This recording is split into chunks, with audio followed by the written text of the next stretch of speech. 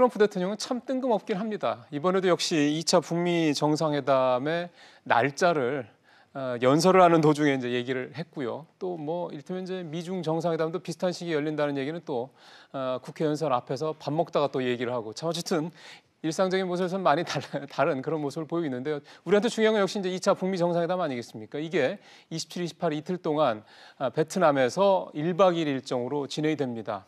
작년 6월에 있었던 싱가포르 1차 정상회담 때와는 여러 가지로 모양이 조금 다릅니다. 그래서 한번 좀 세세하게 좀 디테일한 부분들을 한번 따져보고 한번 미리 전망을 좀 해보도록 하겠습니다. 아주대 정대진 교수 모셨습니다. 어서 오십시오, 교수님. 안녕하십니까?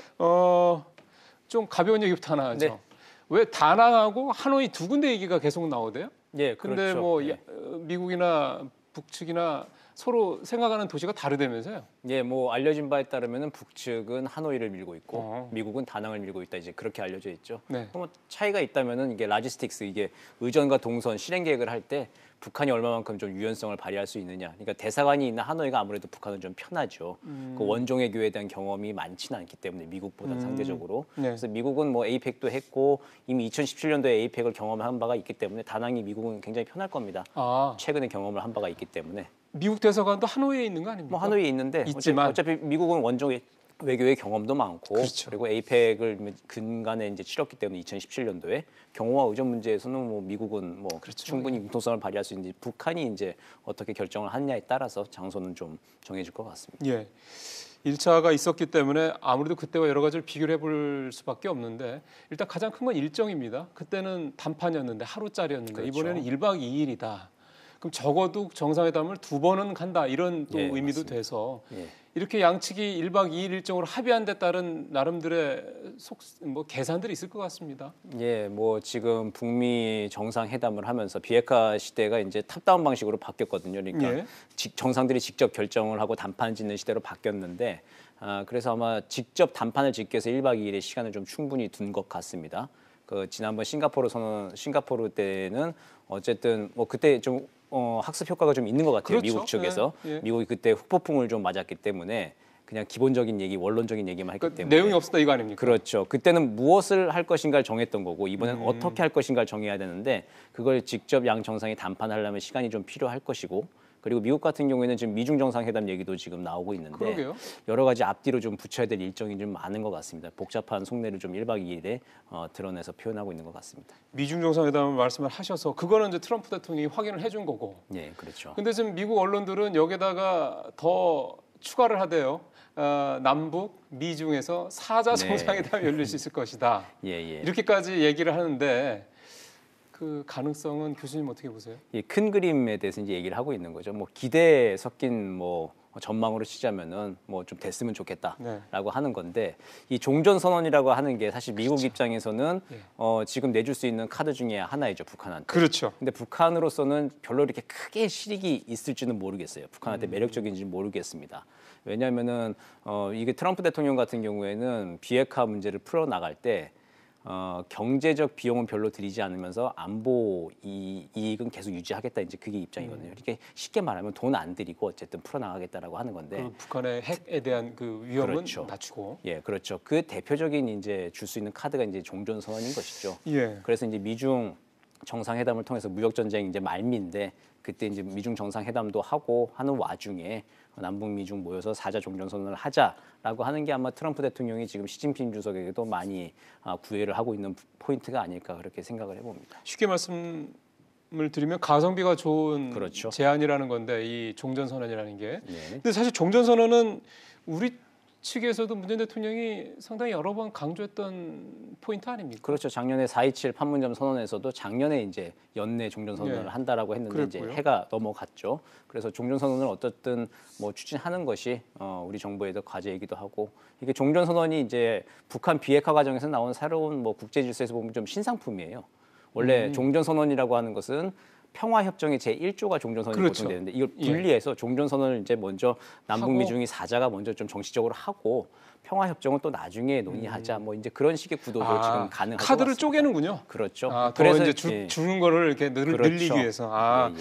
그렇게 보면 종전선언이라는 거의 의미가 미국 쪽이 생각하는 종전선언의 의미가 우리 정부가 생각하는 종전선언의 의미와는 조금 약간 격이 좀 다를 수도 있겠다. 결이 다를 수도 있겠다는 생각도 드네요. 네, 사자가 지금 조금씩 다 다르게 생각하고 있을 것 같습니다. 알겠습니다. 예, 예. 1차 회담이 열린 지 8개월 만에 2차 정상회담이 열리고 게다가 1박 2일이고 자, 그러면은 1차 정상회담 때는 아까 말씀하신 대로 빈탕이었다. 그러니까 껍데기였다라는 그런 비난을 받았는데 이번에는 뭔가 확실하게 아웃풋을 내겠다라는 결과물을 내겠다라는 양측의 의지가 다 강하다. 이렇게 보면 되겠습니까? 예, 그렇죠. 지금 비건 대북정책 특별대표가 평양으로 들어가 있는데 그것도 되게 의외로 보는 분들이 그렇죠. 많대요. 언론에서는 이게 호랑이 굴로 들어갔다 표현을 예. 하는데 그 표현이 딱 맞는 것 같습니다. 지금 통신도 원활하지 않은 곳에 적진에 예. 이제 들어가서 지금 회담을 하고 있는 것인데 어쨌든 그래서 작년에 무엇을 할 것인지에 대해서 이제 기둥을 세웠다면은 이번에는 어떻게 할 것인지에 대해서 그 계속 이제 그 로드맵을 그려나가야 되는 그런 상황인 것 같습니다. 그러면 그 얘기를 좀 본격적으로 좀 네, 해보죠. 겉으로 봤을 때는 비건 특보가 평양을 직접 간 거에 대해서 평양이 그러니까 북한 측에서 굉장히 좀 촉박하게 네 올래? 뭐 이렇게 얘기를 했다는 뭐 얘기도 좀 전해 듣고 해서 뭔가 좀 미국이 오히려 조금 더 뭔가 아쉬운 게 있는 게 아니냐. 그렇죠. 뭐 끌려가는 모양새를 그런 띄우는데 이렇게 보는 시각도 있습니다. 예, 북한의 원래 협상 전술이 마지막 순간까지 뭐 장소나 일정 같은 거를 잘 안 알려주기도 하죠. 비건 대표가 서울 올 때까지만 하더라도 만나긴 만나는데 그게 판문점에서 만날지 평양에서 만날지는 아직 정해지지 않은 상태에서 온 것 같습니다. 예. 근데 진전된 면은 뭐냐면은 비건 대표가 서울에 와서 허탕 친 적이 굉장히 많았거든요. 작년 8월에 임명된 이후에 계속 서울 출장을 거의 2주에 한 번씩 왔는데 북측의 카운터파트를 계속 만나지 못하고 허탕을 치고 한 경우가 계속 있었죠. 작년 하반기에.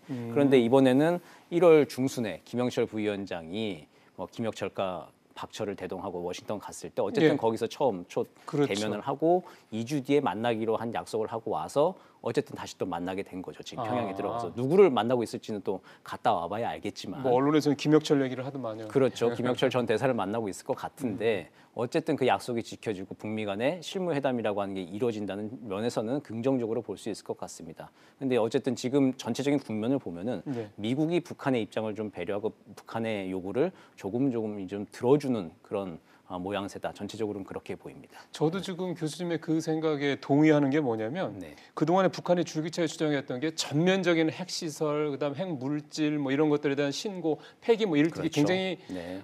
북측 입장에서 봤을 때는 자존심이 상해서 받아들이기 힘든 그런 식의 네, 요구였다면 거기서 한 걸음 물러났다고 얘기들이 자꾸 나오더라고요. 예, 작년 7월에 이제 폼페이오 장관의 말을 빌려서 보자면 김영철 부위원장이 이제 강도 같은 비핵화 요구를 한다. 그렇게 했다고 하는 것인데 그러니까 국제사회 기준에 맞는 핵신고 리스트를 다 제출하고 예. 거기다서 검증하고 폐기하고 이제 하는 그러니까요. 것들 그것들에서 이제 그 요구에서 미국이 좀 한 발 물러선 것이죠. 포괄적 신고라고 하는 거, 그러니까 총량만 일단 신고를 하고 나중에 폐기한 거 검증하면서 다시 체크를 하는 신고의 그 순위를 처음 앞머리 두는 게 아니라 중간 순위 어느 수준 뒤로 조금 미루는 척에서 해서 대화는 계속 이끌어 나가는 쪽으로 미국이 조금 좀 한 발 양보를 좀 하고 지금 대화를 끌고 나가고 있는 그러면은 모습입니다. 대화를 계속해서 해서 뭔가 성과물을 내기 위해서 미국 측에서 기존의 강경 입장에서 한 걸음 물러났다. 그러니까 굉장히 전략적인 어떤 조치다 이렇게 이해를 하면 되겠군요. 그렇죠. 근데 워싱턴 조야에서는 그게 이제 나쁜 딜이 그렇죠. 될 것이다. 그렇게 지금 비판을 하고 있는 것이죠. 워싱턴 주에는 되게 보수적이라고 하니까. 예, 예.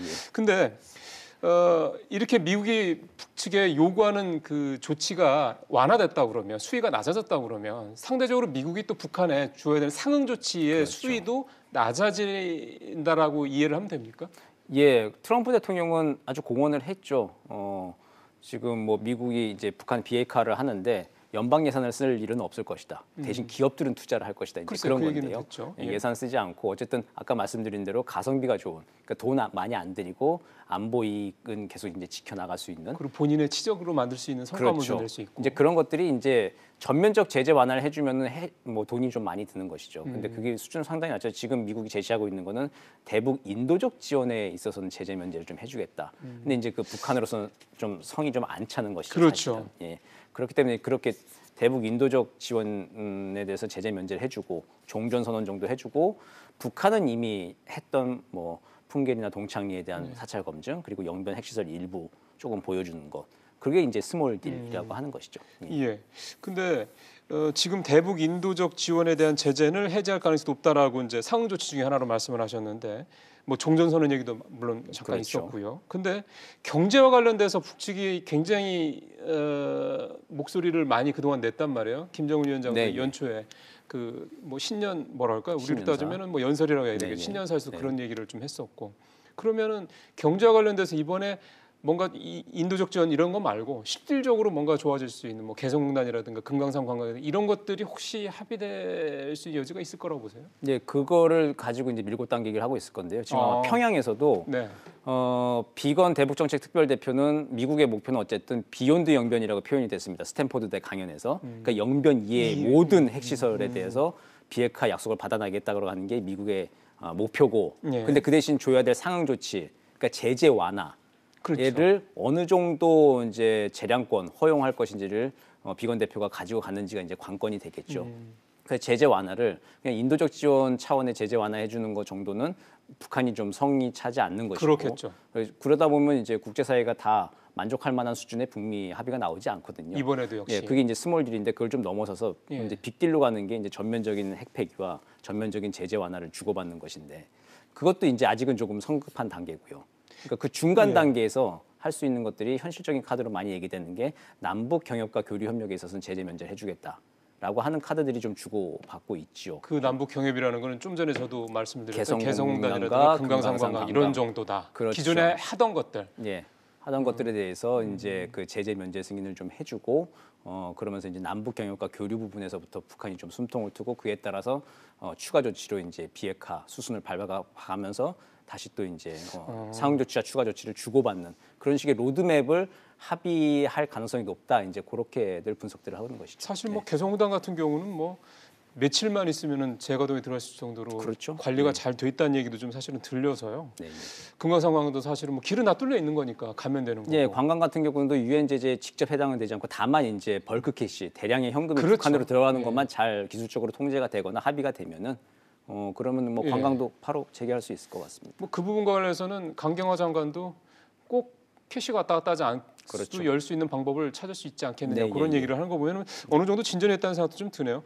마지막 질문 이 얘기를 아무래도 해야 될 것 같습니다. 아마 많은 우리 시청자분들께서는 그럼 이제 김정은 국무위원장 우리는 서울 답방 하겠네라는 쪽으로 이제 생각이 가실 네, 것 예. 같아서요. 예. 이렇게 되면 2월 말에 되고 그럼 뭐 3월 정도에 혹시 서울 답방이 가능하지 않겠냐 이런 생각도 좀 드는데요.